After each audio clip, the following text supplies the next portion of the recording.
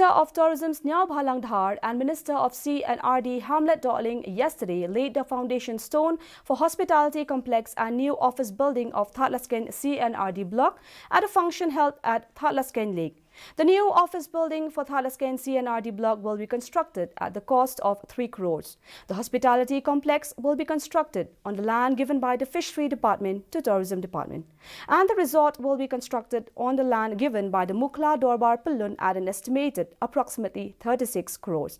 Addressing the function, Sneha Bhalang informed that this will bring great help for youth of the district and more than 200 youths will be employed in different sections through this complex.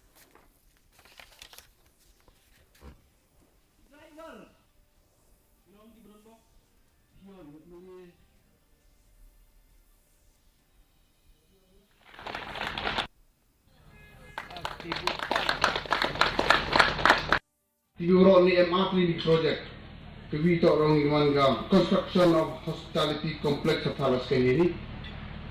The project wato kuwan ra naga Department of Tourism kabiwan ke block building yung ni block warin ko ang kaman kani ni ba siguro og block dayo debu dili tan umi nos debu sa digitin di extension to you dito for what the new buildings.